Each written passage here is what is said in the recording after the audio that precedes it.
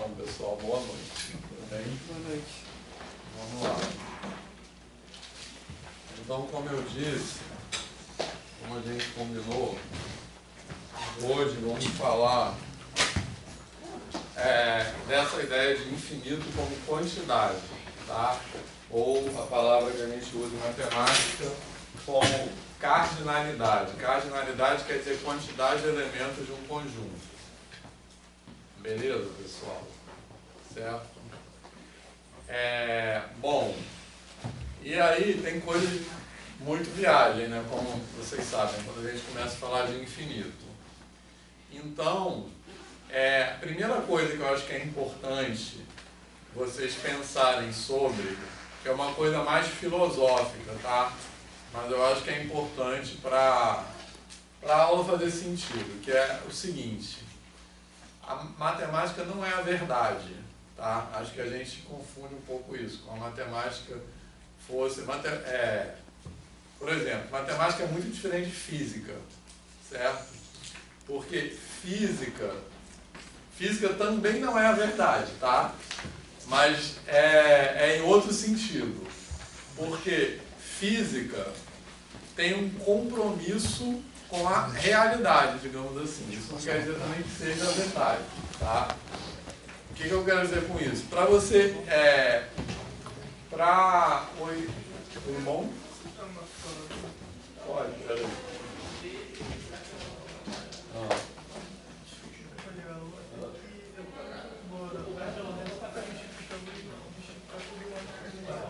Lá onde eu moro, está prestes a estourar uma guerra. Os caras já deram o toque que ia invadir lá, então já está com toque de recolher. Aí é lá na Juro. Lá, achei, não achei, tem que falar, não achei. Aí eu não consegui vir nenhum, porque eu vou pegar todos os outros, não sei que eu tenho nenhum, mas eu só vi que eu tive que falar de nada.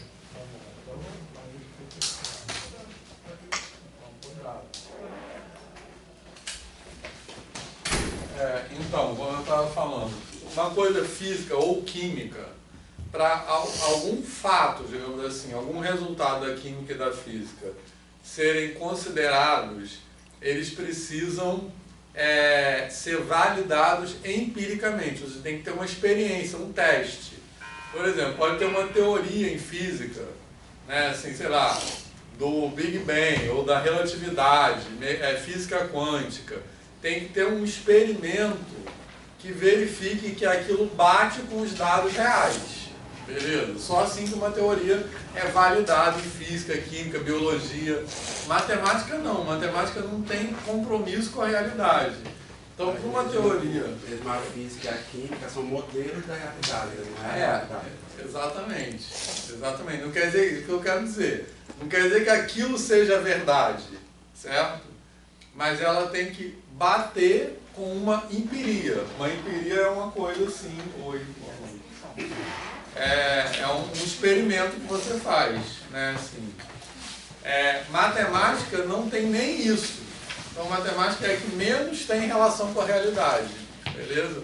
Porque para um fato, um resultado, um teorema ser válido, ser considerado válido em matemática, uma teoria, né, digamos assim, ela só precisa ser coerente internamente. Ela só precisa ser coerente com ela mesma. Física, química, biologia são chamadas de ciências empíricas. A teoria tem que ser coerente internamente e coerente com algum dado empírico, né? Empírico todo mundo entende o que essa palavra quer dizer. Empírico quer dizer aplicado, assim, à verdade, beleza? Certo? São as ciências empíricas. Matemática não é uma ciência empírica. Tranquilo? Eu acho que entre as áreas de ciência, assim, as únicas que são assim são matemática e filosofia. Uma coisa em filosofia, ela não precisa ter uma verificação, assim, ela só precisa ser coerente internamente. Já a sociologia, não. Sociologia, as coisas em sociologia, elas também são validadas empiricamente. Fala. Matemática poderia ser chamada de ciência? Então, eu acho que não. Assim, isso é uma discussão também, entendeu? Eu acho que eu diria que matemática... São ideias, então nem existe, né, no mundo real. Eu não não sei que nome daria, mas eu acho que matemática e filosofia estão numa mesma categoria, nesse sentido. Que a gente pode, em geral, se diz que são ciências que não são empíricas, entendeu? É uma discussão, o que é ciência, né? Tem vários entendimentos. Mas, assim, não importa o nome que você dá, só queria falar isso, que ela não tem um complemento. Então, por que eu estou falando isso? Porque o infinito é uma ideia abstrata. O infinito não precisa existir no mundo real, beleza? Então, o que a gente vai falar hoje é um exercício de pensamento, digamos assim, beleza? E outra coisa também, a coerência interna da matemática é uma coisa também que acho que muitas pessoas têm uma impressão errada. Matemática também não é uma ciência de verdades absolutas. É uma ciência de verdades relativas. Então, quando você diz que alguma coisa é verdade em matemática, ela é sempre verdade em relação a outra coisa. Certo? Os axiomas, que vocês devem ter discutido muito em geometria, servem para isso. Beleza? Gerard falou de axiomas. Ou não? Falou. Beleza? Então tem, por exemplo, o famoso axioma das paralelas de Euclides, que fala o seguinte, que dada uma reta em um ponto fora dela, existe uma única reta paralela a essa reta dada passando por esse ponto. Beleza? Já falou sobre isso. Tranquilo? Esse axioma é o axioma que caracteriza a chamada geometria euclidiana. Existem outras geometrias, como a gente já deu o exemplo de uma superfície e uma esfera, onde não vale o axioma das paralelas. Beleza? Certo? Então, por exemplo, quando a gente fala que o teorema de Pitágoras é verdade, ele é verdade na geometria euclidiana. Nas geometrias não euclidianas não vale o teorema de Pitágoras. Beleza? Assim como também não vale a lei angular de Tales, que é a soma dos ângulos internos de um triângulo. Beleza? Então, quando a gente fala que o teorema de Pitágoras, por exemplo, é verdade, ele é verdade em relação ao axioma das paralelas. O que eu quero dizer com isso? Se a gente assume o axioma das paralelas como verdade, então o teorema de Pitágoras também será verdade. Beleza? Certo? A gente já deu o exemplo na superfície de uma esfera. Você pode ter um triângulo com 3 ângulos retos. A gente já fez essa. Então não vale a lei angular de Tales, que é a soma dos ângulos internos igual a 2 ângulos retos. Beleza? Certo? Então isso que eu quero dizer que é uma ciência de verdades relativas. Tranquilo? Então a lei angular de Tales já não é uma verdade absoluta que vale sempre.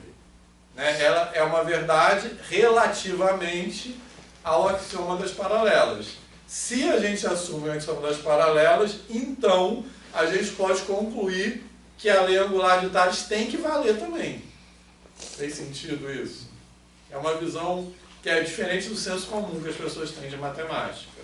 Beleza? Tá? Então o que eu vou falar hoje é muito por aí, entendeu? Porque eu vou dizer assim, como eu falei, a palavra cardinalidade quer dizer basicamente quantidade de elementos de um conjunto. Beleza? Tranquilo? Só que a gente tem conjuntos finitos e conjuntos infinitos. Quando a gente fala de conjuntos finitos, é mais fácil entender o que é a quantidade de elementos. O que é a quantidade de elementos de um conjunto finito? É um número, um 5. Beleza? Tranquilo, pessoal? Certo? Mas o que é a quantidade de elementos de um conjunto infinito? É outra coisa, tá? E aí, essa outra coisa, quando a gente vai falar agora de quantidade de elementos de um conjunto infinito, ela tem propriedades que são bizarras, são surpreendentes, beleza? Mas por isso que eu falei todo esse preâmbulo, porque essas propriedades são bizarras em relação a uma coisa que a gente assume antes, que é o que eu vou falar agora, certo? Então, tudo que eu vou falar parte da seguinte definição, que eu vou escrever aqui.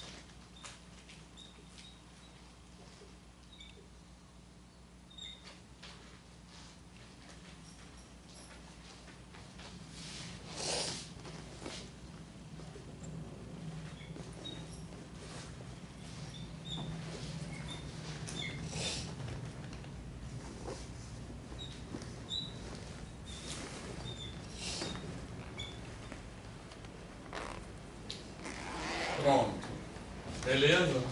Então eu vou partir dessa definição.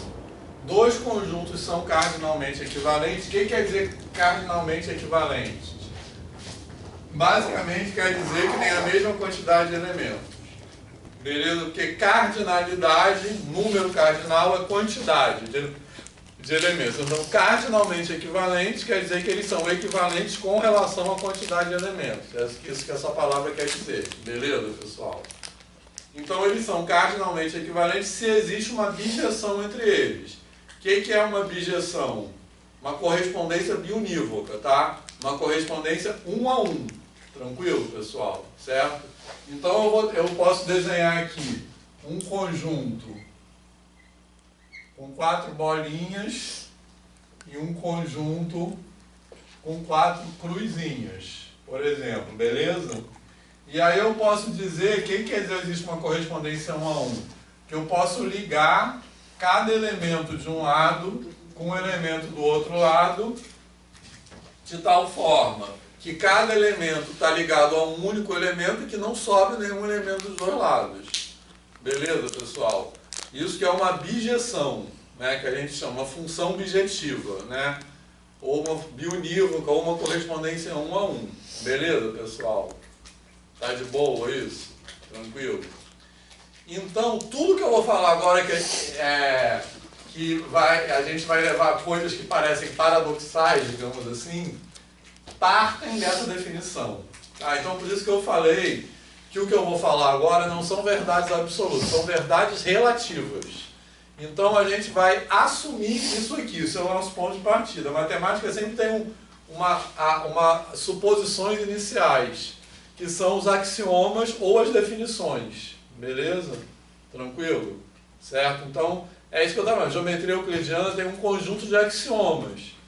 E todas as verdades da geometria euclidiana são verdades em relação àquele conjunto de axiomas. Não são verdade geral. Não existe verdade geral na matemática. E da mesma forma, o que eu vou falar hoje são verdades em relação a essa definição. Se a gente assume essa definição, então o que eu vou falar agora são consequências lógicas dessa definição. Beleza, pessoal? A gente poderia ter outra definição de conjuntos cardinalmente equivalentes, sei lá. E aí teria outras verdades. Beleza? É isso que eu quero dizer. Tranquilo, pessoal? Fez sentido isso? Tá? E essa definição também uma coisa interessante sobre ela é que essa ideia de dois conjuntos terem a mesma quantidade de elementos, se eu consigo fazer uma correspondência 1 a 1 entre eles, essa ideia ela é muito antiga, certo? Muito antiga, que eu quero dizer muito antiga mesmo. Talvez essa ideia seja anterior à nossa espécie, ao Homo sapiens, porque outras espécies humanas, né, neandertais e outras espécies humanas já faziam coisas usando essas ideias, possivelmente. Beleza, pessoal? Então essa ideia, não essa definição, tá? Porque não tinha a ideia de bijeção, mas a ideia de botar elementos de dois conjuntos em correspondência biunívoca. Ela deve ter pelo menos 40 mil anos, essa ideia, que ela é usada por grupos humanos, certo? Grupos humanos, como eu quero dizer, não é só necessariamente o Homo sapiens. A gente não é a única espécie humana que já existiu no planeta, né? Assim. Então ela tem pelo menos 40 mil anos. E ela é, portanto, anterior ao próprio conceito de número, como a gente entende na matemática hoje, certo? Porque o conceito de número, da maneira que a gente entende, eu estou falando da maneira que a gente entende na matemática hoje, porque essa não é a única maneira de entender uma quantidade. Outras culturas tinham outras ideias de quantidade que não eram equivalentes à nossa ideia de número que a gente usa hoje. Por quê? Uma característica importante, acho que eu já falei isso em alguma aula, do nosso conceito de número é que ele é abstrato. Isso quer dizer o seguinte, que a gente usa o mesmo sistema numérico para contar ou para medir qualquer coisa, independente de que coisa a gente está contando ou medindo, beleza, pessoal? Então, quando a gente fala 5, é o mesmo objeto matemático, é a mesma palavra número 5 que a gente usa para falar aqui tem 5 cadeiras, aqui tem 5 cachorros, aqui tem 5 canetas, beleza? Tem 5 pessoas, é o meu 5 quilos de alguma coisa, é o mesmo 5. Outras culturas, isso que é abstrato. Abstrato é porque ele não importa o que está sendo contado, a natureza da coisa. Outras culturas tinham outras ideias de número. Então, outras culturas, inclusive culturas indígenas hoje, usam palavras, números diferentes para contar coisas diferentes.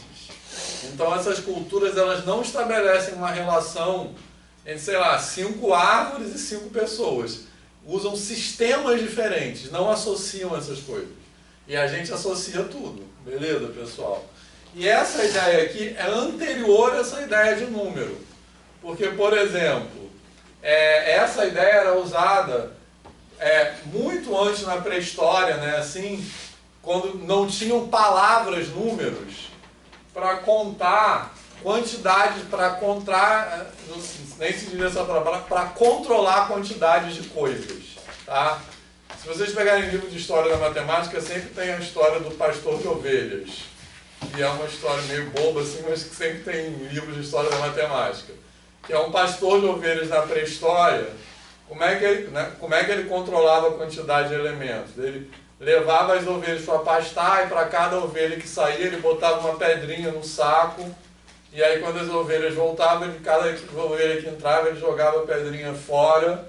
E aí ele sabia se ele não perdeu nenhuma ovelha, enfim, ou se nenhuma ovelha de outro bando se juntou a dele, porque ele controlava. Então essa é a ideia, exatamente essa ideia aqui. É a ideia de correspondência biunívoca. Tá de boa, pessoal, isso? Isso, por que é anterior ao conceito de número? Porque esse pastor de ovelhas, ele podia saber que a quantidade de ovelhas foi preservada, mas não ter uma palavra para associar essa coisa. Tinha 68 ovelhas, entendeu? Ele não tinha uma palavra, não tinha o conceito de número. Então essa ideia de correspondência biunívoca é anterior ao próprio conceito de número, beleza? Tem sentido isso? Tranquilo? Então a gente vai, esse é o nosso ponto de partida. Tá beleza, pessoal? Certo? Tranquilo? Tá? Só para confirmar, Luiz, então isso daí parte da ideia que você falou antes, é que a matemática foi inventada, né? Porque no caso o número, por exemplo, o número ele foi inventado para explicar aquela situação. Porque, por exemplo, ele não está usando o número ali. Exatamente. Ele está usando pedra e ovelha. Então, essa é uma posição filosófica que eu defendo, tá? Que a matemática é inventada e não descoberta. Por quê? Porque a gente, na matemática contemporânea, a gente inventa o conceito de número e esse pastor de ovelha inventou outra coisa, entendeu? E assim como essas culturas indígenas, elas inventam outra coisa. E todas elas dão conta de explicar o que as pessoas querem explicar, entendeu? Beleza? A gente inventa as ideias matemáticas para tentar explicar o mundo, a natureza, beleza? E não existe uma única possibilidade de invenção, por isso que eu defendo que é inventada. Por isso que também existem coisas da matemática do passado que foram, tipo, melhoradas e... foram ressignificadas. Ressignificadas, né? Como eu não tinha o conceito de zero antes, hoje tem e faz um pouco mais de sentido. Só que não garantido que vai continuar assim, pode ser que daqui a 200, 300 anos o zero deixe de existir. Exato. Por causa de outros conceitos. Ou pode aparecer outras coisas, exatamente. Eu só não gosto muito de usar a palavra melhorada, tá? Porque na verdade, assim, acho que melhorada quer dizer assim, que aquela outra cultura era mais ignorante, que não era esse o caso. Por exemplo, um exemplo assim, a numeração egípcia, né? Os egípcios eles só tinham numeração até determinado número, que era 1 milhão, que era não sei lá, uma coisa assim. E aí às vezes os historiadores falam, porque eles eram como se eles fossem menos avançados que a gente. E eu acho que não necessariamente é isso, eles só tinham um número, eles podem pensar assim, eles só tinham os números até 1 milhão porque eles não queriam contar coisas maiores. Para eles era suficiente. Era suficiente para eles, entendeu? Por isso que eu acho que a gente não deve comparar com um é mais avançado. Para aquilo que eles queriam dar conta, aquilo é o suficiente. Não é porque eles não conseguiam, era porque não precisavam, não queriam, entendeu? É isso que eu quero dizer, beleza? Mas é essa a ideia, Eric, exatamente. Enfim, mas continuando aqui. E aí, beleza, vamos partir disso aí, tá? Aí, quando a gente trabalha com conjuntos finitos, tudo acontece lindamente, digamos assim. Tudo acontece suave, lindamente não, porque os infinitos que são lindos. Tudo acontece mais suavemente, beleza? Então aqui, tipo assim, tem a mesma quantidade de elementos, eu consigo ligar e tal. Tranquilo, pessoal? Aí eu percebo, só que aí partindo, só ressaltando, isso aqui é o nosso ponto de partida. Partindo desse ponto, eu vou perceber a seguinte coisa. Existem conjuntos que têm uma propriedade bizarra, que é o seguinte: eles podem ser colocados em correspondência biunívoca com um subconjunto deles próprios. Beleza? Tá? Então vou dar um exemplo. Um primeiro exemplo é... Posso apagar esse desenho aqui, né?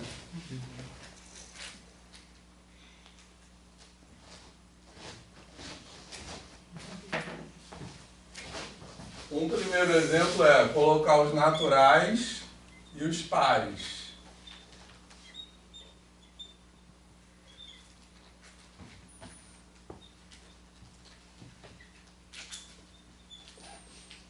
Beleza? Então eu posso ligar assim, ó, os naturais e os pares, tranquilo? Certo? Eu estou implicitamente fazendo uma regra de correspondência aqui, beleza? Tranquilo? E repara que eu percebo o seguinte, nesse esquema aqui vai acontecer a mesma coisa que aconteceu naquele desenho das bolinhas e das cruzinhas. Eu tenho dois conjuntos, então eu consigo ligar cada elemento de um lado com um único elemento do outro lado e não sobra ninguém de nenhum dos dois lados. Beleza, pessoal? Todo mundo concorda? Como é que a gente tem certeza que não sobra ninguém de nenhum dos dois lados se eu não estou desenhando todos os elementos? Porque, tipo assim, se eu pegar um número de um lado os naturais, do outro lado os pares. Se eu pegar um número lá grandão, fala um número natural grandão. Alguém fala aí. Fala aí um número qualquer. 1024. 1024. 1024. Se eu escrever um 1024 desse lado, ele vai estar ligado com quem do outro lado? 2048. Beleza? Agora fala um número para botar desse lado, que não seja o 2048, só para não ter... 18. Hã? 18 vai ser 18. Vai estar ligado com quem desse lado? 9. Então, mesmo sem eu escrever todos os números, eu tenho certeza que com essa regra, que regra é essa? É N, 2N, concorda? Com essa regra, eu vou conseguir ligar um a um de cada lado, então isso é uma bijeção. Isso é uma correspondência biunívoca. Beleza? Certo? Então, por isso que eu falei muito aquilo no começo. Se a gente assumir essa definição, né, que dois conjuntos têm a mesma cardinalidade se existe uma correspondência biunívoca entre eles, então, segundo essa definição, esses conjuntos têm a mesma cardinalidade. Beleza? Só que, qual é a coisa bizarra? Um está contido no outro. Certo? Então isso nos leva à próxima definição, que é a definição de infinito.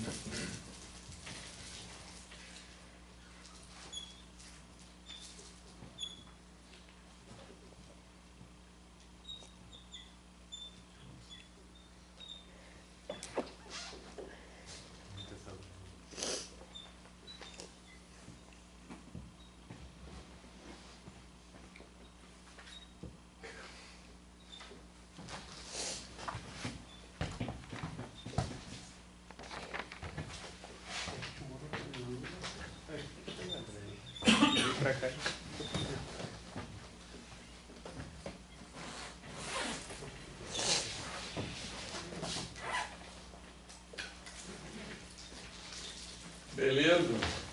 Certo? Então, a definição de infinito é essa. Beleza? E aqui aquilo ali atende. Um conjunto é infinito se ele é cardinalmente equivalente a um subconjunto dele próprio. Beleza, pessoal? Certo? Então, isso que pode acontecer. Repare que com conjuntos finitos, isso nunca vai acontecer. Beleza? Tranquilo?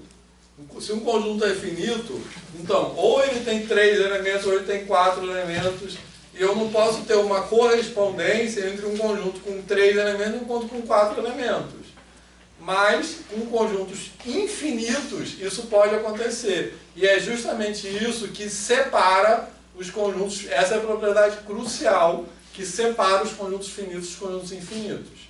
Os conjuntos infinitos, então, dentro da matemática contemporânea, qual é o conceito de infinito? Um conjunto é infinito, assim, falando em termos mais informais, se ele tem o mesmo tamanho que um pedaço dele próprio, ou equivalentemente. Um conjunto é infinito se eu posso tirar um pedaço dele e ele continua do mesmo tamanho. Eu posso tirar um pedaço dele e essa ação não altera o tamanho desse conjunto. O tamanho, que eu quero dizer, é a cardinalidade. Então, nos casos que a gente não conseguir estabelecer essa conexão, um conjunto é maior que o outro. Se a gente não conseguir ter essa relação, um conjunto vai ser maior que o outro. Você está falando de conjuntos infinitos? Nos casos que a gente não conseguir manter essa relação. Então, justamente aí que a gente vai chegar nos infinitos maiores do que outros. Beleza? Porque aí a gente vai ter exemplos de conjuntos infinitos que eu não consigo estabelecer essa relação. Então, nem todos os conjuntos infinitos são equivalentes. Existem conjuntos infinitos maiores do que outros. E eu já vou dar um exemplo disso, tá? Mas vamos chegar lá. Beleza, pessoal? Rápido, porque não vai dar tempo. Mas beleza? Então a ideia é essa. Então por isso que eu quis fazer aquele preâmbulo, porque isso aqui não tem que assim ser verdade no mundo real. Isso é uma ideia abstrata. Então, se a gente assume isso aqui como verdade, isso aqui é verdade também. Isso aqui está coerente com isso, tá? Beleza? E por que essa ideia é aquilo que eu estava falando, é uma ideia inventada como uma tentativa de explicar as coisas, tá?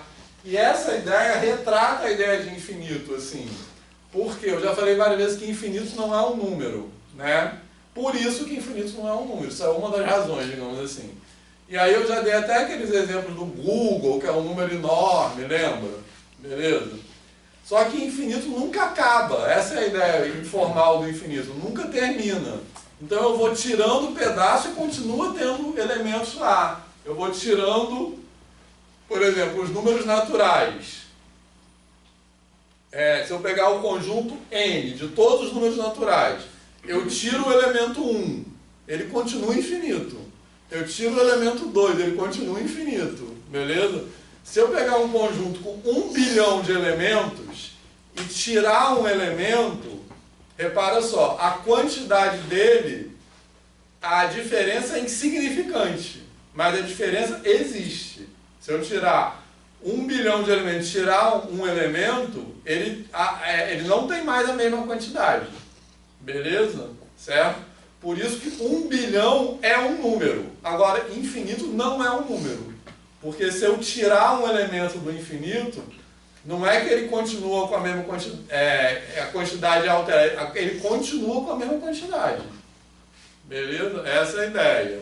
E aí tem aquele vídeo que eu mandei para vocês verem, que eu não sei se vocês viram, depois vocês veem que tem lá, que é do Hotel de Hilbert.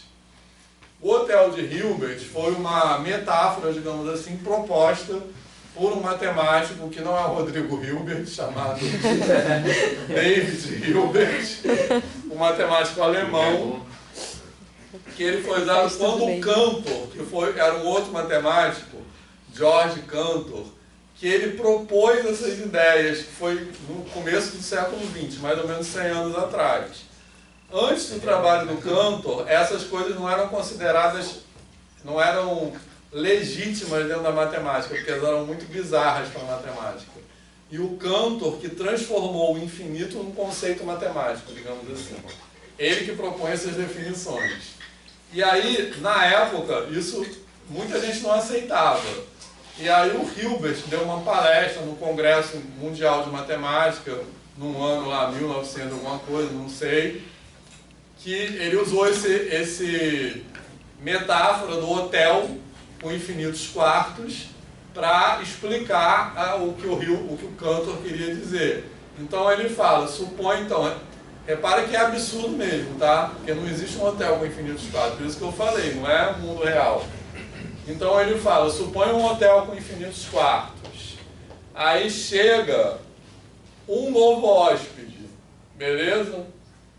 Como é que o gerente do hotel pode fazer? Ele move o hóspede que está no quarto 1 para o quarto 2, do quarto 2 para o quarto 3, do quarto 3 para o quarto 4, para o quarto 4. Assim, todos os hóspedes que estavam anteriormente hospedados continuam acomodados e o novo hóspede também é acomodado. Beleza? Certo? Então, o que está por trás dessa ideia? Foi aquilo que eu falei, eu tenho todos os números naturais e tiro um elemento, ele continua infinito. Então o Hilbert fala, um hotel com infinitos quartos nunca está ocupado, porque sempre eu posso fazer essa bijeção, isso é uma bijeção que ele está fazendo, certo, pessoal? Essa é para viajar, tá? Não é para... E é bacana, né, você ver esses momentos na história assim, porque às vezes a pessoa pensa, pô, eu não entendi tal detalhe, eu sou burro, não sei o quê. Mas na matemática, eles mesmos não entendiam esses conceitos assim, para eles isso era estranho. Então, essa observação é importantíssima, tá? Assim, tem muito a ver com coisas que eu escrevo, assim, uma ideia de matemática problematizada. Porque a gente tem que ter essa postura que o Júlio falou como professor. Às vezes um aluno fala uma coisa que assim, que hoje aquilo já está resolvido. Mas a gente tem que ouvir o que o aluno fala, não do ponto de vista da matemática que está pronta, mas do ponto de vista de como ele está inventando. Por isso que eu falo que é invenção. De como ele está inventando as novas ideias. Então esse é a gente acha assim, que a gente olha a matemática pronta, então que já está tudo resolvido. Mas na história da matemática as coisas não foram assim. Entendeu? Então, por exemplo, outro exemplo que eu acho que é mais palpável, de número negativo. Número negativo demorou muito tempo para ser aceito como número. Então, um aluno que hoje na escola, e ele chega e ele questiona, por exemplo, mas por que menos 2 é um número também? Esse aluno tem toda a razão de fazer esse questionamento. Raiz quadrada de 2, não tem história que mataram um cara que não tinha provado que aquilo existia? Exatamente. Como é que você sabe que raiz de 2 existe? Esse aluno que faz isso, ele tem toda a razão, porque não é evidente mesmo, assim, entendeu? E muitas vezes o professor interpreta esse aluno como um aluno mais fraco, porque o professor está comparando o que o aluno fala com uma matemática pronta. E a postura que eu acho mais correta é olhar o aluno do ponto de vista do que ele está pensando.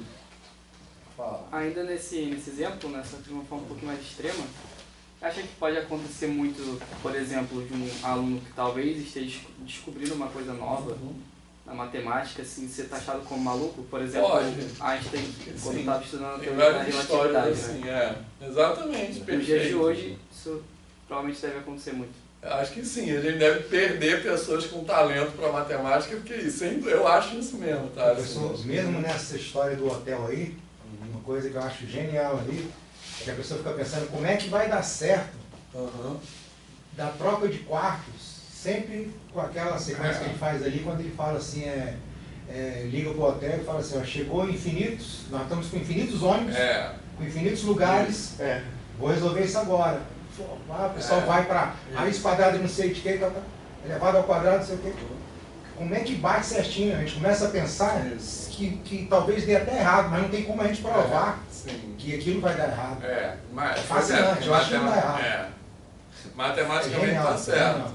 Então, vejam esse vídeo depois. 12 minutinhos, acho, 12 minutos só. Esse vídeo é de um projeto, porque esse problema, essa história do hotel de Hilbert tem mais de 100 anos, né? Assim.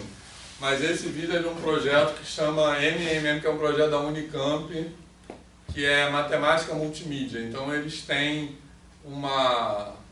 eles têm já há algum tempo uma produção de vídeos, assim. E lá eu botei o link, mas se vocês entrarem no canal deles, da Unicamp, desse projeto Matemática Multimídia, tem um monte de outros vídeos. Escrevi lá.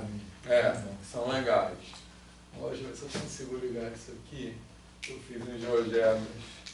Então essa é a ideia. Então os números naturais e os números pares, um está dentro do outro, mas tem a mesma quantidade de elementos. Beleza? Certo? Então, o que muda com essa ideia do Cantor? Que na verdade isso aí já era conhecido há muito tempo. Tranquilo?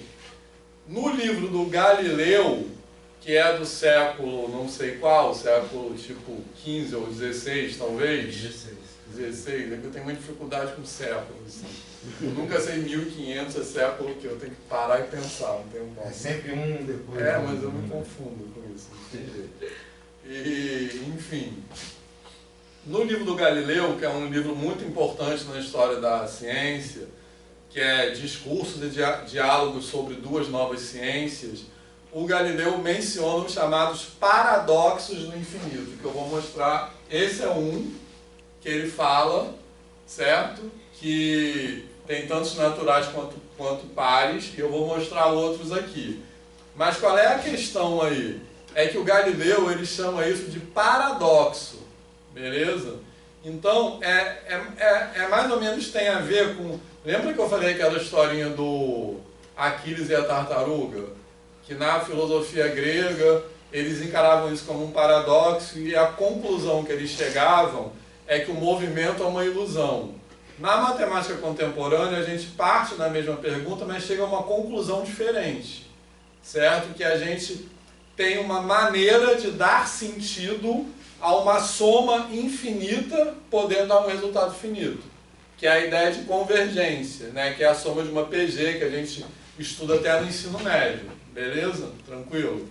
Então, é a mesma ideia com interpretações diferentes. De novo, é a ideia da invenção que eu estava falando para o Eric, entendeu? Não é que tem uma ideia que seja melhor do que a outra. Por isso que eu também falei, não é para pensar em matemática como verdades absolutas. Beleza? Tranquilo? Então, o que acontece? Essas ideias, existem tantos naturais quanto pares.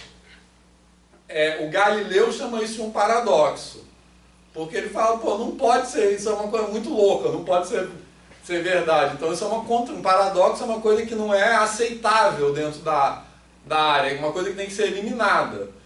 E o Cantor pega essa mesma ideia e dá outra resposta. O Cantor constrói uma teoria, que é a chamada teoria de números transfinitos, que eu vou falar um pouco agora. E aí ele, com essa teoria, ele dá outra interpretação. Então, o que o trabalho do Cantor faz é deixar de interpretar isso como um paradoxo. E isso passa a ser considerado uma ideia matemática válida, no trabalho do Cantor. Aí tem várias coisas que o próprio Hilbert fala, ninguém nos expulsará do paraíso que Cantor criou para nós, porque ele muda a matemática com essa ideia. Né? Assim, aquilo... Por isso que matemática também não é uma coisa eterna. Aquilo que era chamado de matemática não é a mesma coisa que é chamado de matemática hoje. Beleza? No caso que o próprio Hilbert queria provar também se mostrou errado no final. Mas não aí tem o sonho de Hilbert, que também se mostrou. O Gödel mostrou que não pode ser chamado sonho de Hilbert, que é explicar tudo da matemática com um único conjunto de axiomas. O Gödel prova que isso não é verdade, enfim, que sempre tem alguma coisa contraditória ou indecisiva. Então é tudo assim. Faz parte, fala. Então, posso apagar aqui? Essas telas aí também já estão lá no Google Classroom. Posso apagar? Vocês querem tirar foto dessas definições? Pode apagar? Tá. Mas não sei se está dando pra ver assim, né? Quer? Já tirou? Tá. Então eu vou apagar. Então, isso aqui é outra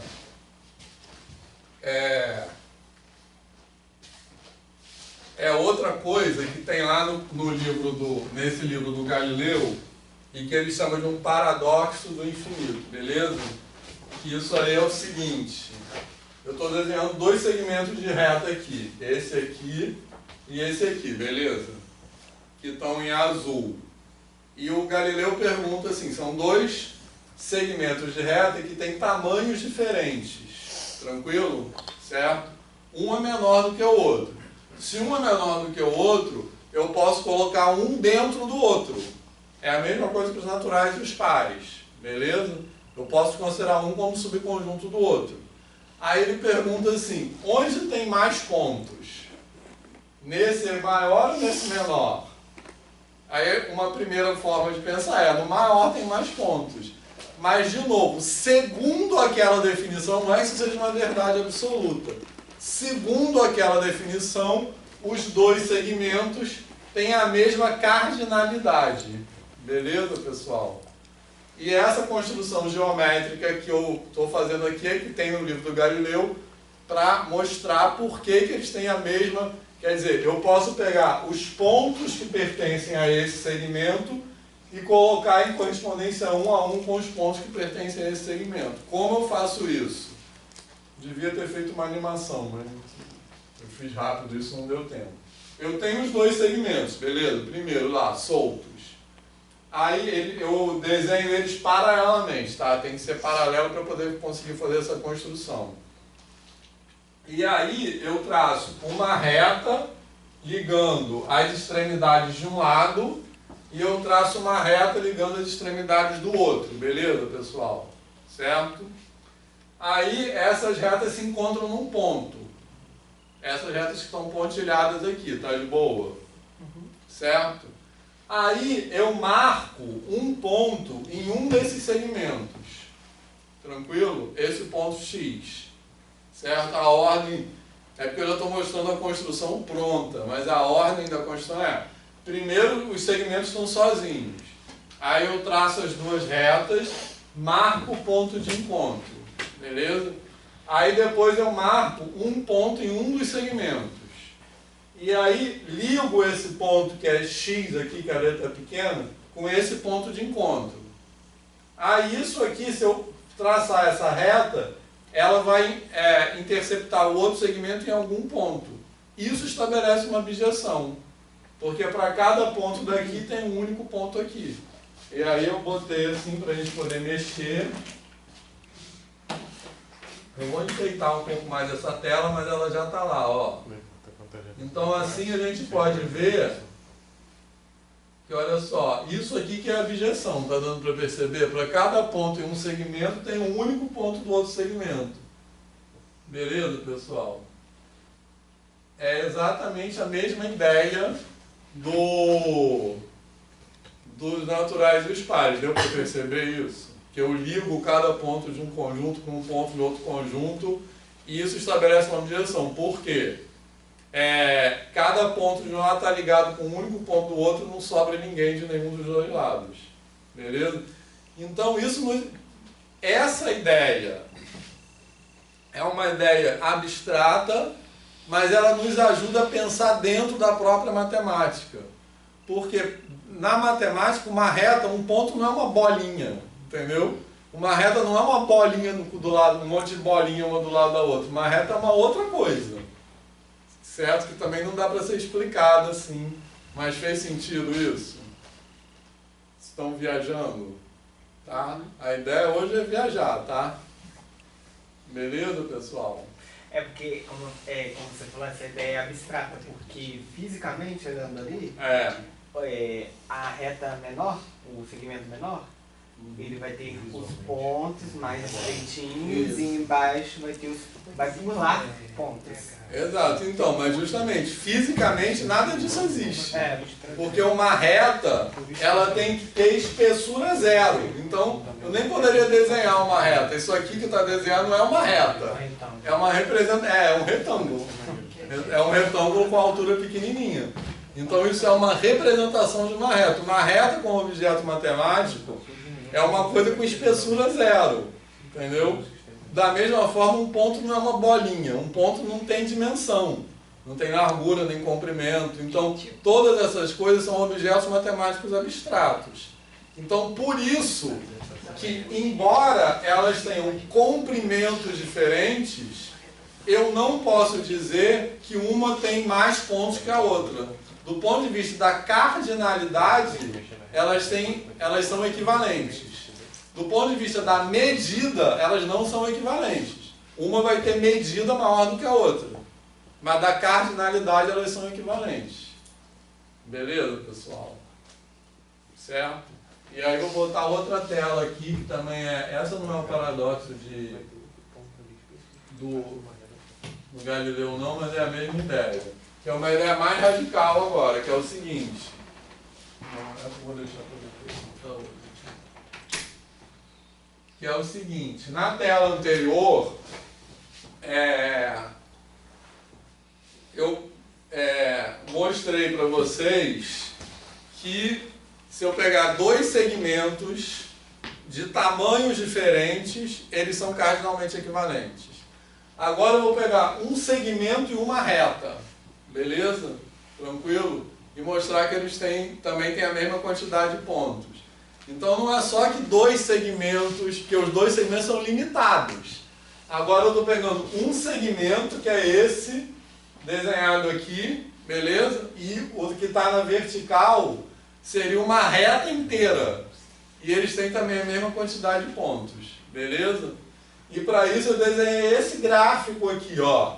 Esse gráfico é o gráfico da função tangente, que a gente já desenhou aqui, beleza? Então, sendo isso a função tangente, aqui seria π sobre o 2, aqui seria menos π sobre o 2. Mas a gente pode mudar esse tamanho também, beleza? Então, olha só, da mesma forma, então essa função não precisa nem ser a função tangente, mas ela tem uma assíntota aqui, ela faz assim, tem outra assíntota aqui. Essa é a ideia. Então, olha só, cada ponto x aqui nesse segmento vai estar ligado a um único ponto y na vertical, estão vendo? Beleza?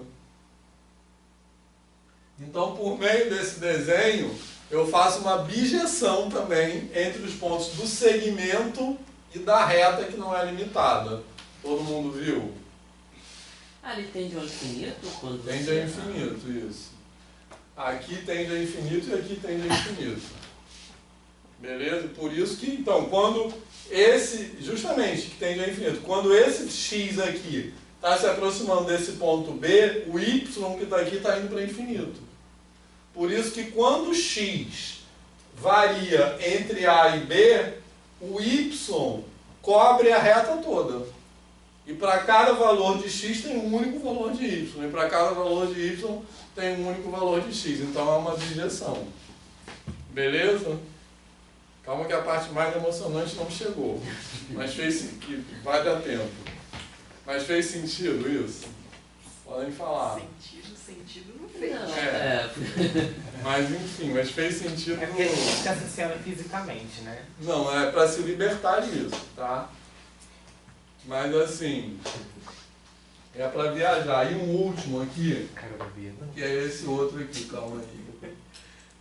Esse outro que é a mesma coisa, tá?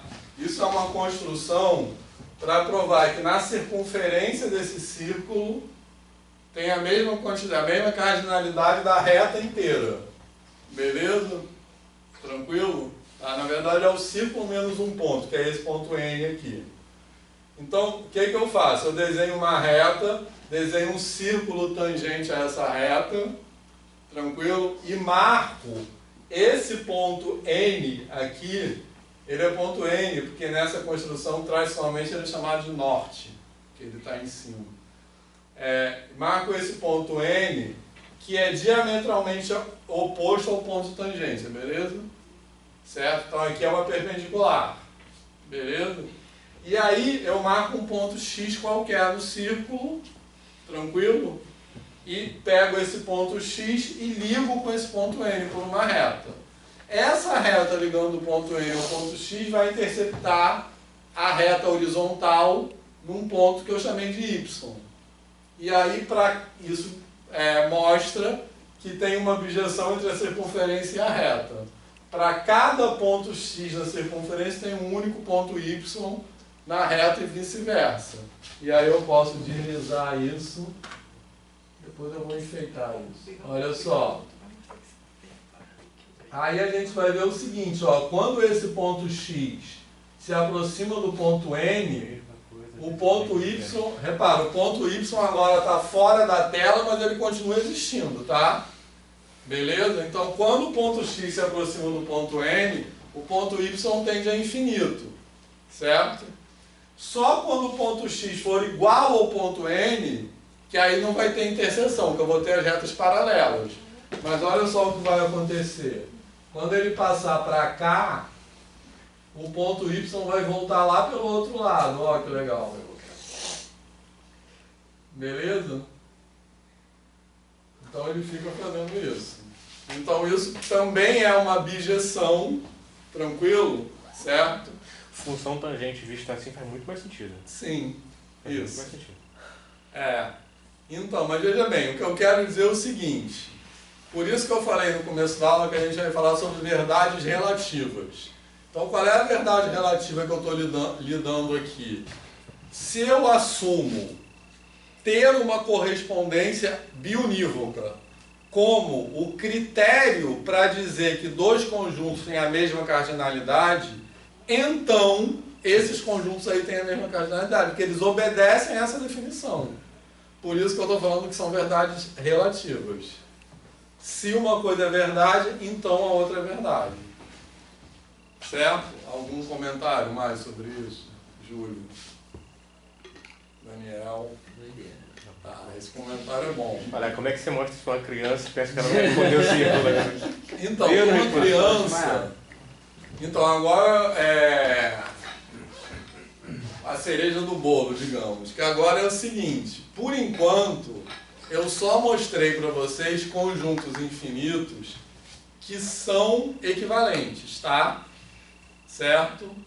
Beleza? E o que tem de bizarro nessas equivalências é que os conjuntos são equivalentes a subconjuntos deles próprios. Como eu falei, esse que é a grande questão do infinito. Beleza, pessoal?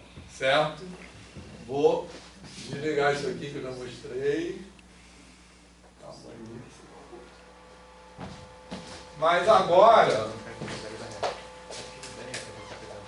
a pergunta que leva a próximo passo da doideira, tá? Que é o seguinte, aí eu quero voltar na questão que o Júlio falou, como é que a gente trabalha isso com uma criança. A pergunta que vai levar para o próximo passo da doideira, que a gente vai entrar mais na teoria de Cantor, é a seguinte, eu fizer para vocês a seguinte pergunta. Então, beleza, a gente viu conjuntos infinitos que são equivalentes entre si. E o que tem de bizarro nisso é que eles são equivalentes a um subconjunto de si próprios. Mas, será que todos os conjuntos infinitos são equivalentes entre si? Ou existem infinitos maiores do que outros? Beleza? Qual é a resposta? Existem. Hã? Eu acredito que existem porque você pode desconsiderar a conexão. Sim, então eu vou mostrar que existem. Mas eu vou mostrar um exemplo de dois conjuntos onde eu não posso ter essa conexão. Beleza? Certo? Vou mostrar dois conjuntos falsos. Você pode fazer coisas irracionais? Coisas irracionais, é isso que eu vou fazer. Beleza? Exatamente isso. Beleza, pessoal? Então, vou mostrar que existem dois conjuntos infinitos que eu vou mostrar, veja bem o que eu vou fazer. Eu vou mostrar que é impossível construir uma correspondência 1 a 1 entre eles. Então, eles não podem ser cardinalmente equivalentes. Eles não são, um é maior do que o outro, e ambos são infinitos. Beleza, pessoal? É isso que eu vou mostrar. E o argumento para mostrar isso é chamado diagonal de Cantor. Que também foi o Cantor que inventou isso tudo. E eu não gosto muito de culto à personalidade, de ficar falando, um cara inventou tudo, mas é porque, de fato, o Cantor que sistematizou essas ideias. Mas aí o argumento da diagonal de Cantor é o seguinte, a gente vai chegar nos irracionais, como o Otávio falou. Mas eu vou começar de outra coisa antes, tá?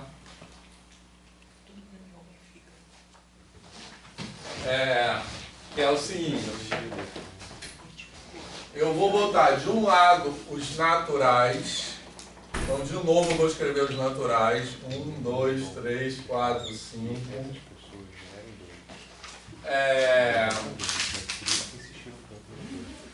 E aqui eu vou botar assim.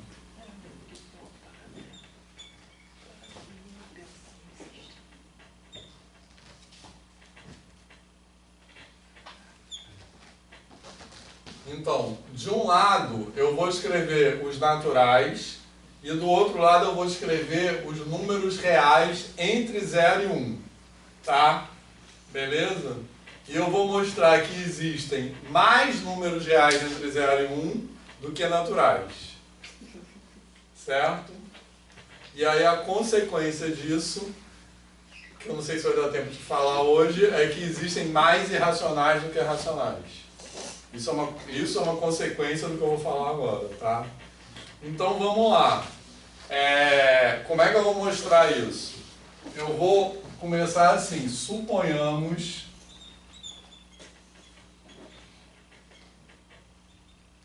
que exista uma bijeção. Tá beleza? Certo?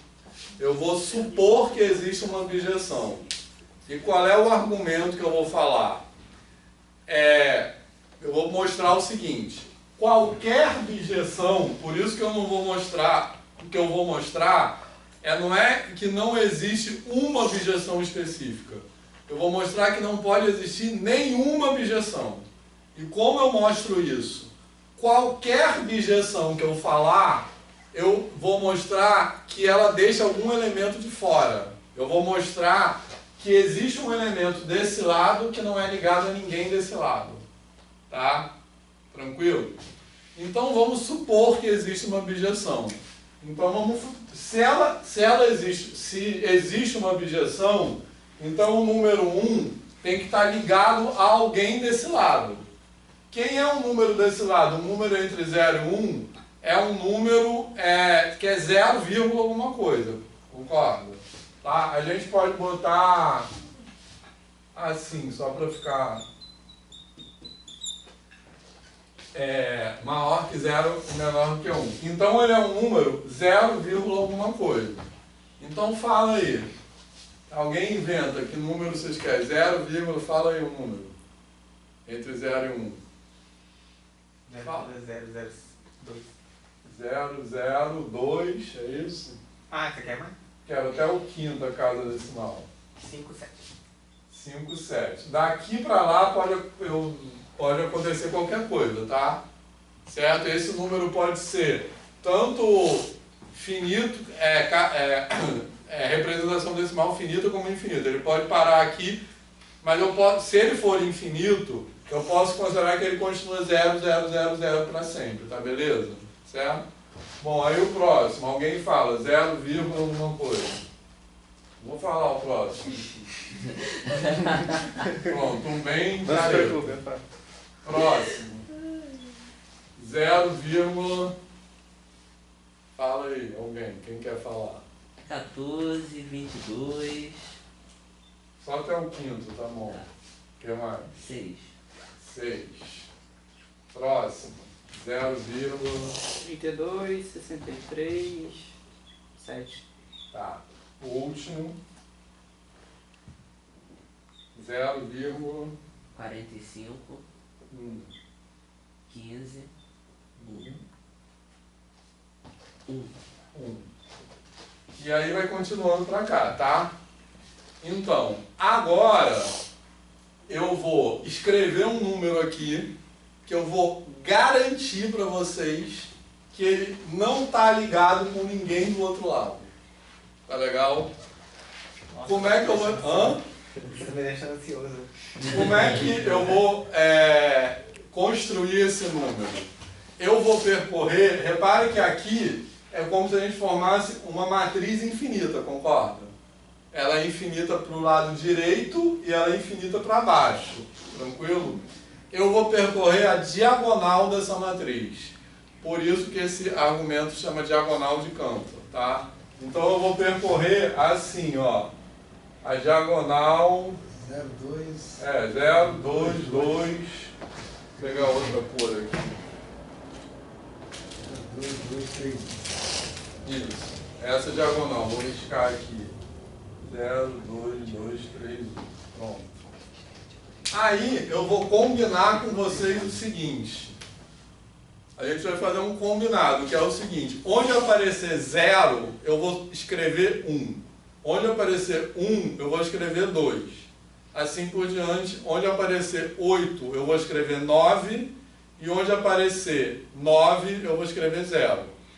Então, não precisa ser isso, mas eu tenho que ter uma regra para trocar esses algarismos. Então, vamos lá. Primeiro é 0, aí eu vou olhar para o primeiro algarismo do primeiro número da lista. Esse algarismo é 0. Então eu vou escrever o quê? 1. Aqui. Aí eu vou olhar para o segundo algarismo da segundo número da lista. Esse aqui é 2. Eu vou escrever aqui 3. Certo? Aí aqui, 2. Eu vou escrever 4. Não, 3. Foi mal. 3. Aí aqui 3 eu vou escrever 4. Aqui 1 eu vou escrever 2. Aí eu continuaria isso para baixo. Então, eu garanto para vocês que esse número, seja qual for essa lista, ele não está nessa lista. Por quê? Como é que eu sei que ele não é o primeiro elemento da lista? Basta eu olhar para o primeiro algarismo, concorda? Primeiro, para eles serem iguais, ele tem que ter todos os algarismos iguais. Beleza? Então, eu vou olhar para o primeiro algarismo, então não é. Eu já sei que ele não é, não precisa nem olhar para o outro. Beleza? Então, com isso, eu já sei que ele não pode ser igual a nenhum desses 5 aqui. Tranquilo? Mas como é que eu sei que ele não é igual ao sexto? Mesmo sem eu escrever o sexto. Porque com essa regra de formação que eu coloquei aqui, certo? Esse número aqui, que eu vou chamar, sei lá, de alfa, certo? Como é que eu sei que ele não é igual ao próximo?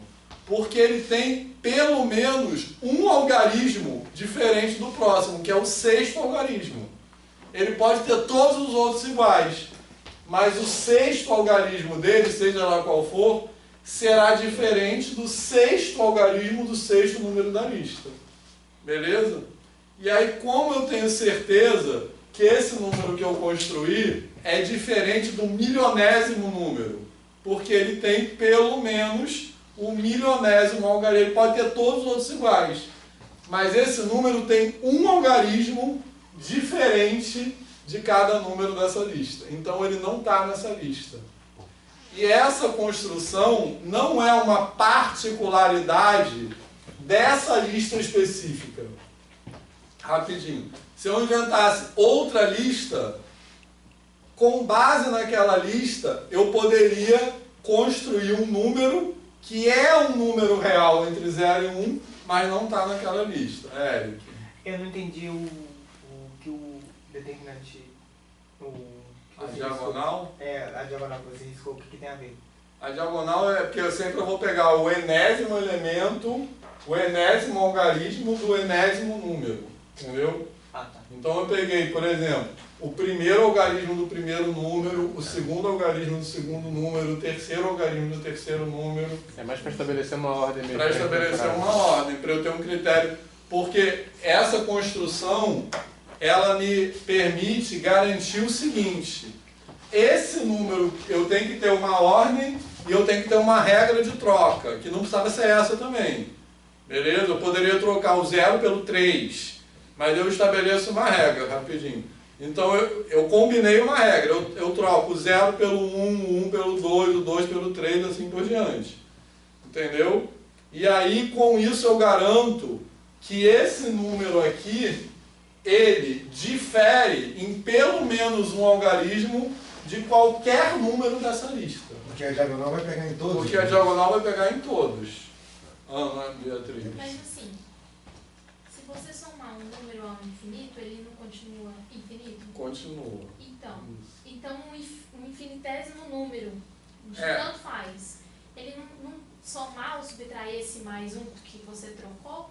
É, vai fazer diferença. mas aí eu não estou bem somando e subtraindo, né? Eu estou olhando para um conjunto.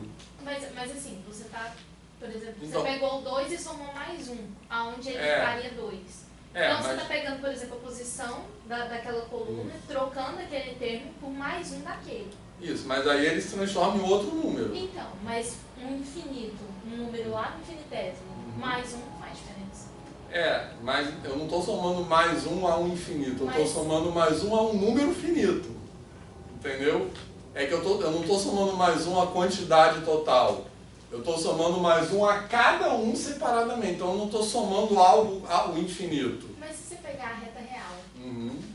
entre 0 e 1, e você ligar cada termo de 0 e 1 à reta real, vai ter sempre uma objeção ali. Vai. Se eu pegar os naturais e a reta real, vai ter sempre uma objeção Não, ali. então, o que eu estou falando é que não vai ter. Esse argumento mostra que não vai ter. Se eu pegar um segmento e a reta real, vai ter uma objeção. Se eu pegar os naturais e a reta real, ou os naturais no segmento, não vai ter. Entendeu? Porque o que acontece é o seguinte, se eu somo mais um ao infinito, ele continua infinito. Mas não é isso que eu estou fazendo. Eu não estou somando mais um ao infinito. Eu estou somando uma quantidade a cada número pertencente a esse conjunto, entendeu? Beleza? E aí com isso eu obtenho um número que não está nesse conjunto. É tipo assim, ó, se eu pegar os números pares, beleza? E pegar cada número par e somar um. Qual é o resultado disso? São os números ímpares. Entendeu? Porque eu não estou somando um a quantidade total. Eu estou somando um a cada elemento. Então, quando eu somo um a cada elemento, eu alterei o conjunto. Eu tenho outro conjunto que continua sendo infinito, mas é outro conjunto, entendeu? Eles são do mesmo tamanho. Nesse exemplo que eu dei, são do mesmo tamanho. Nesse exemplo, não, porque a construção é diferente. Tanto é que nesse caso você só está alterando de um lado, né? Você não está alterando do É. outro também. Sim. Não tem uma operação. Mas no caso dos pares também não. É, mas então, no caso dos pares, eles ficam do mesmo tamanho. Mas nesse caso aqui, não. Por que não? Porque eu tenho esse critério que me permite ter certeza que esse número aqui não é nenhum que aparece aqui. Essa lista de números aqui é um conjunto infinito. Beleza? Certo? Se eu falo que é um conjunto infinito, não quer dizer que tem todos os números. Pode ter números que estão nesse conjunto que aparece aqui que não estão. Por exemplo, o número 10, eu tenho certeza que não está aqui, concorda? Porque esses números aqui todos começam com 0, alguma coisa. Tranquilo? E esse número aqui eu também tenho certeza que não está aqui. Por que eu tenho certeza que não está aqui? Para ele estar aqui, ele teria que aparecer em alguma posição. Aqui, concorda? Então fala uma posição aí, posição 500. Esse número pode ocupar a posição 500? Não. Mas e se a posição for lá no infinito? Então, não tem posição no infinito. Ah, não, faz sentido. Não tem Escreve todos os números. Porque desse lado aqui são os números naturais. Entendeu? Justamente não tem uma posição no infinito, porque o infinito, porque os números naturais nunca acabam. Não tem um que vem Então, depois esse do número aí todo. também não tem. Porque Não tem. Ah, Não tem na lista. Não tem na lista. Então, mas uma coisa que nunca acaba, não quer dizer que estejam todos os números possíveis ali, entendeu? Beleza? Isso não é o que eu estou falando. Entre 0 e 1, se eu pegar todos os números reais entre 0 e 1, isso nunca acaba. Mas nunca acaba, porém, existem números que não estão lá. São coisas diferentes. Sentimento bom, sentimento bom. Não tá errado, tá certo. Olha só. Exatamente, não está errado, está certo, tá? Mas a questão é, dizer que nunca acaba é diferente de dizer que todo mundo está ali, entendeu? Então, esse conjunto aqui nunca acaba, porque ele é infinito, mas não quer dizer que todo mundo está aqui. Esse cara eu tenho certeza que não está aqui, ele não pode estar aqui. No caso não vai ter, porque quando chegar no número 500, no caso o algarismo que vai estar no 500, ele vai mudar também. E sempre assim continuamente. mas ele é infinito, gente. No infinito, Então, quando chegar no não número tem infinito, ele infinito. vai mudar quando estiver. Porque justamente o infinito, aí você já está falando do infinito como tendência, porque nunca não existe uma posição infinito, entendeu? Quando eu falo que aqui tem infinitos números, quer dizer que isso continua para sempre, mas não tem uma posição infinita. Quando ele tá para encontrar o número, ele já muda. Ele já muda. Aí não é infinito como tendência. Aí. É infinito como cardinalidade. Mas infinito como cardinalidade também quer dizer que sempre vai ter mais um, entendeu? Então não tem assim Mas e no mais um, do mais um, do mais um, do mais um? A reta vai acompanhando mais a reta diagonal ela vai acompanhando esse mais um, mais um, mais um. Então, mas eu nunca vou saber se não... Aí já é um pouco infinito como tendência, tá? Porque o mais um, do mais um, do mais um, do mais um, nunca vai ter o último mais um. É. Não tem o último. Não, então pode ser que talvez exista. Não pode. Tá, então. Porque ele tem que estar em alguma posição. Mas é isso que o Júlio falou, tá? Mas a ideia é A ideia Isso é muito bom. Ele tem que estar em alguma posição. Não tem, eu lembro quando era criança, eu ficava perguntando pra minha mãe qual é o maior número do mundo. Assim. E ela Mais um, sempre mais um. O número que você falar, mais um. Então o número que você falar sempre tem mais um. Aí já é uma ideia de infinito como tendência, tá? O número que você falar sempre tem mais um. Então não tem uma posição infinita, porque não tem um infinito, não tem último. Então não tem como você me provar que esse número não tá aí. Tem, porque eu sei que eu provo que ele não pode estar em nenhuma posição. Da mesma maneira que eu provo que quando eu coloco os naturais e os pares. Beleza? Aqui eu só escrevi assim, tranquilo? Mas aí eu posso perguntar o seguinte: o número 528 está aqui? Tá. Porque a regra que eu estabeleci aqui me permite localizar o 528 aqui, mesmo sem ele estar escrito. Aqui é um argumento parecido, só que para chegar à conclusão ao contrário. Esse número pode estar em alguma posição? Não. Porque de acordo com a regra que eu estabeleci para construir esse número, ele não pode estar em nenhuma posição. Eu sei que ele não pode estar, mesmo sem eu escrever todas as posições. Essa é a ideia. Assim. Professor, a gente está falando com número, mas a gente pode relacionar isso a coisas físicas? Então, a distância. O infinito, ele nos permite construir modelos para explicar coisas físicas. Porque, por exemplo, o cálculo é baseado na ideia de infinito. O cálculo só existe com a ideia de infinito. E o cálculo é amplamente usado na física. Agora, o universo é infinito? Não. Então, na verdade, o infinito é um modelo para explicar o que funciona, que é útil para explicar coisas da natureza, entendeu? Mas ele não está na natureza, ele é uma abstração. Cara, acho que a única coisa que se aproxima de infinito na natureza pode ser um buraco negro, mas aí até alguém vai então, de lá. Aí tem toda uma discussão, o universo é infinito. Mas a gente pode duvidar disso. Pode não é uma coisa absoluta, assim. Pode duvidar disso. Duvidar, você tem que duvidar de tudo. Mas na verdade, o que eu quero dizer é que isso aqui é consistente internamente. Entendeu?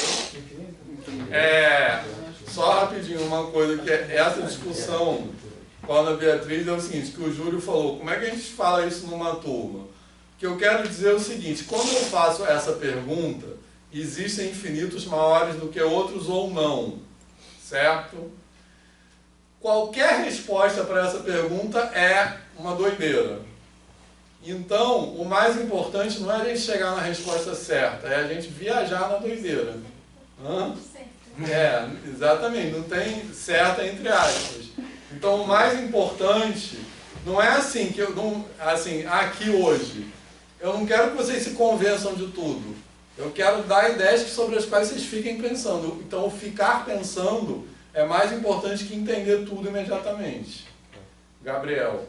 Então, o critério de relacionar dois conjuntos infinitos seria a posição dos números.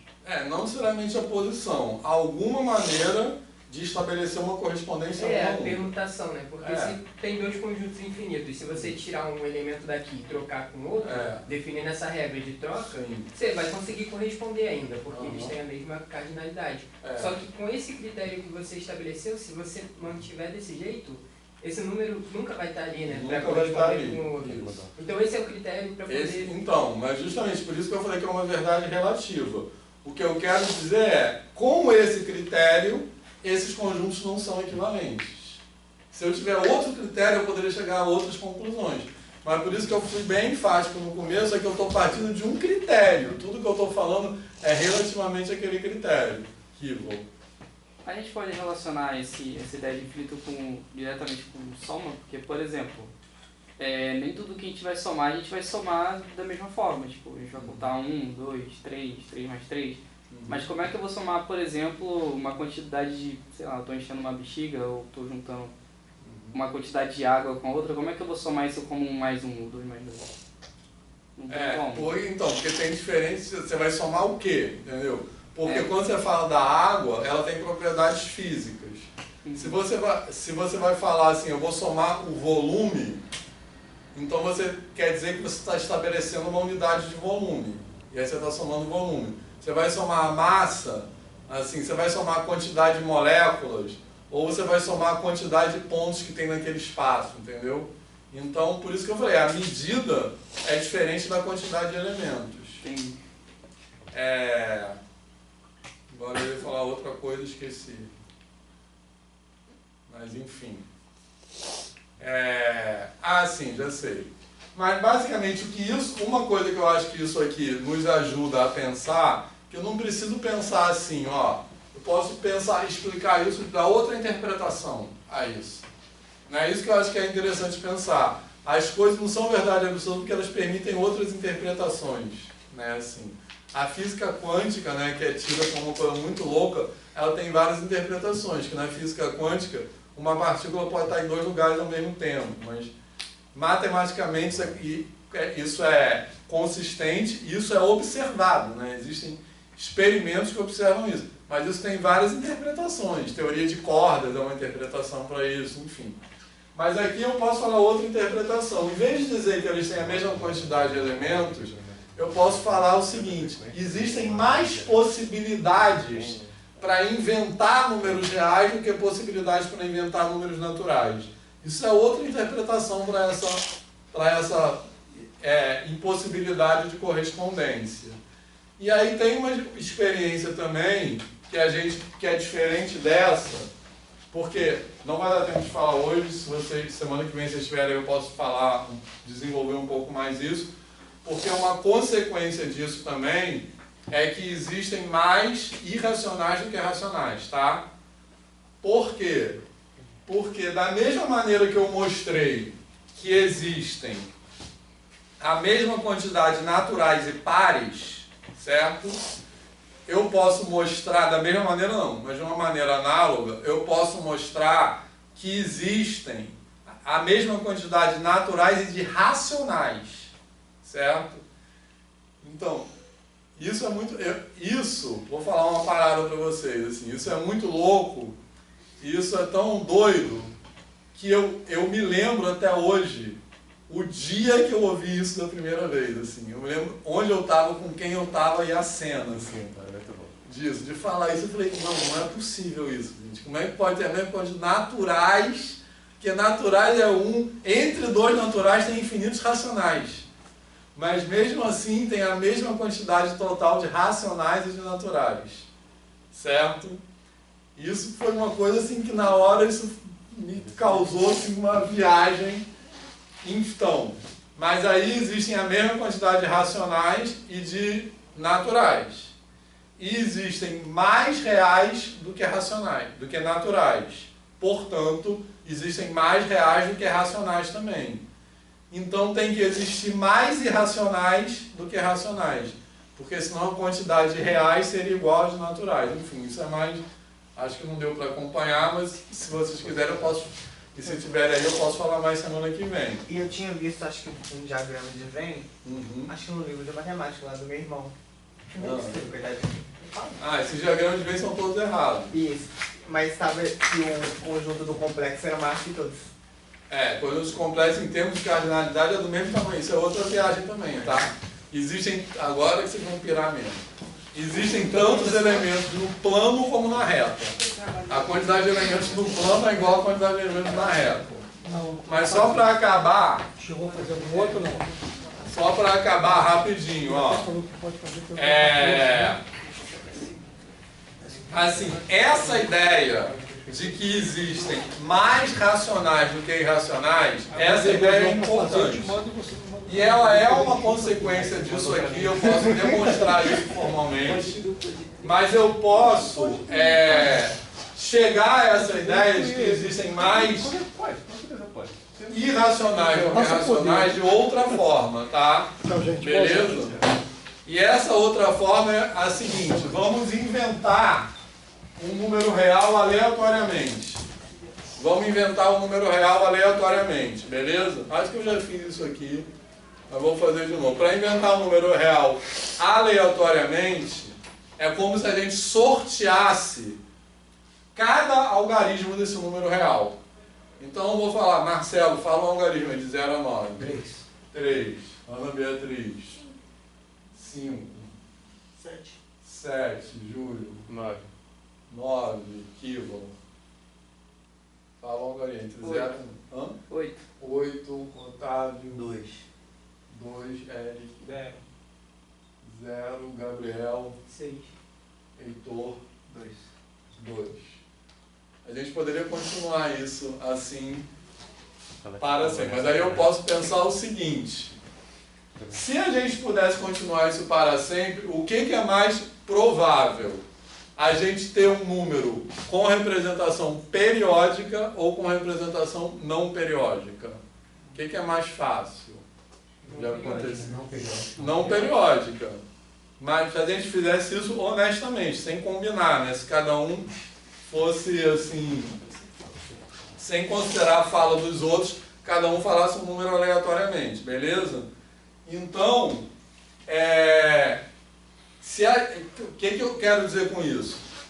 Para a gente inventar um número real aleatoriamente, é mais provável que a gente invente um número irracional, que é não periódico, do que um número racional, que é periódico.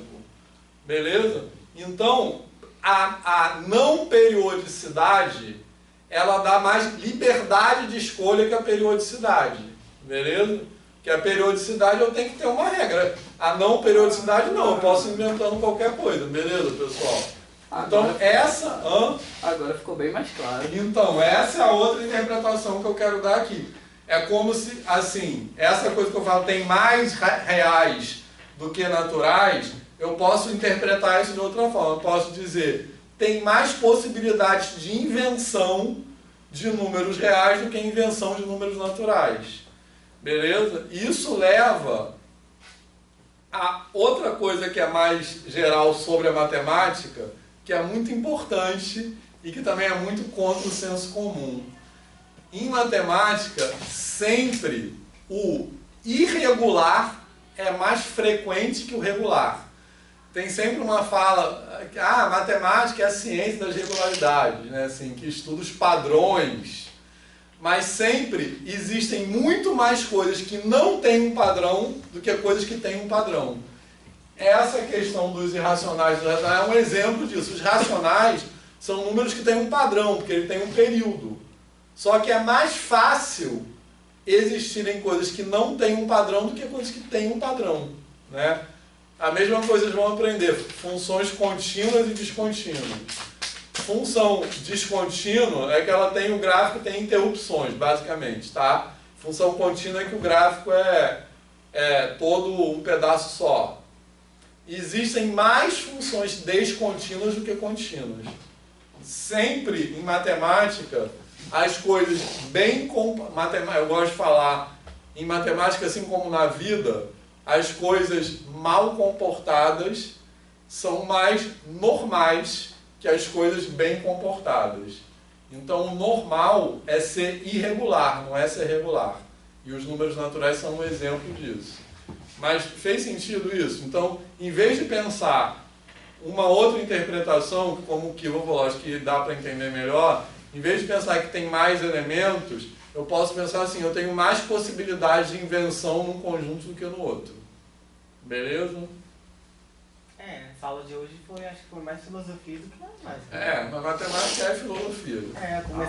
Começando a perceber que é a mesma coisa, é a mesma ideia. A filosofia busca coisas abstratas para explicar algo e a matemática é a mesma coisa. É isso que eu falei no começo, a matemática está na mesma categoria da filosofia, assim. Porque é isso, não é uma ciência empírica, entendeu? Isso que eu falei tudo é uma teoria que ela só tem que ser coerente em si. Eu não preciso chegar e fazer uma experiência para dizer, ah, não, isso é verdade. Na física eu tenho que fazer isso. Entendeu? Para algo ser aceito na física eu tenho que ter uma experiência e o que é observado nessa experiência tem que corresponder, assim, com a teoria. Matemática não, por isso que matemática está mais próxima nesse sentido da filosofia do que das ciências da natureza, digamos São muitos assim. matemáticos que eram filósofos, né? Exatamente. É que também a matemática é uma coisa que é construída, né? Você não pode simplesmente desconstruir o que a pessoa sabia e construir uma coisa nova. Entendeu? Aí volta naquilo que você falou, né? De que pessoas elas já têm uma noção pré-concebida de alguma coisa. Elas já têm um conhecimento interno de si, daquele conteúdo. E às vezes o jeito que eu tenho para poder te explicar é um jeito que não captura esse conhecimento que você já tem. Sim. Por isso que é interessante. Isso é importante para ser professor. Como professor, você tem que ficar atento ao conhecimento que a pessoa já tem. Né? Por isso que uma coisa que eu acho que é muito importante, a gente tem que, como professor, tratar a dúvida como um saber, não como uma ignorância. Então, um aluno que fala algo assim que é uma dúvida, você tem que, não é que você tem que concordar com ele, mas você tem que dialogar com respeito, dialogar com, não desqualificando, sabe? Assim. Trazer aquilo que ele sabe, o pouco que ele sabe, pelo menos, para dentro de sala de aula, né? Isso é importante. Você não desqualifica o que ele sabe e você introduz coisa nova nele. Exato, mas aí é que tá. Não é que você vai falar, ah, não, é isso mesmo, pronto. Você vai introduzir coisa nova, né? Porque senão precisaria existir escola, né? Assim, é isso que eu gosto de falar. A escola é um lugar de encontros. Então, você vai para a escola não para desqualificar aquilo que você traz, mas para problematizar aquilo que você traz também. Eu queria contar uma história engraçada minha, né? Que eu fiquei sabendo por conta mais da minha mãe, porque eu era muito pequeno, mas eu tinha 6 anos. E aí a professora, na hora de entregar uma folha ali, não lembro o que era, desenho, ela acabou cortando o dedo. Aí eu falei, professor, acho que o papel corta porque ele é feito de madeira, né? Nada a ver. Mas a resposta da professora foi, desde quando o papel é feito de madeira? Aí eu falei, tá, eu tô errado no que eu falei, não faz sentido, mas uma coisa estava certa. Eu estava certo, ela falou que estava errado, entendeu? Aí eu cheguei em casa pra perguntar. Eu não sei. Então, eu cheguei em casa pra descobrir e realmente, papel feito de eucalipto e tal, você pega a madeira, corta pedaços bem finos, você prensa ela. Enfim, não é exatamente, sim, papel. Então ela falou, tá. Sim, ela falou eu fiquei confuso. Ela é uma mulher que eu nem conheço, já me deixou com dúvida. Ela só, desconsiderou o que eu disse. Aí eu fui procurar saber se realmente era, senão eu ia achar que eu tava errado. Mas é só um exemplo pequeno, assim. Mas perfeito. É um exemplo bom porque ele incentiva a curiosidade, né, cara? Você se dispõe a procurar ali o conhecimento, querendo ou não, você não conhece nada. Mas é porque eu falei, poxa, não tem a ver com a árvore ali? Não tá tudo junto? Não é a mesma coisa? Mas é porque eu vi, assim, nos lugares, assim, papel, e as arvorezinhas, veio da madeira, eu falei, pô, veio da madeira. Aí eu, veio da madeira, veio da árvore. Ela falou que não, falei, minha vida foi uma mentira. Mas o bacana é a gente observar que vai tendo um crescimento. Mas ela né? fez baixada, né? Não. Eu acho que muitas vezes os professores fazem isso porque isso é uma maneira de se proteger. E aí isso nos leva a outra coisa, que não tem problema você dizer que não sabe uma coisa, entendeu? Porque eu acho que os professores fazem isso muitas vezes, que eles querem manter aquilo que é dito em sala de aula sob controle, para não ter o risco de aparecer nada que, tipo assim, por exemplo, essa conversa com o professor, se desenvolver essa conversa, pode chegar numa coisa que ela não vai saber. Entendi. Então tem assim, não tem problema não saber uma coisa, é bom não saber uma coisa, é ruim saber tudo, entendeu? E os professores são formados dentro de uma ideia que você não pode falar que não sabe alguma coisa na sala, entendeu? Mas o conhecimento é sempre aberto. Sempre existem mais coisas que você não sabe do que coisas que você sabe. Gabriel.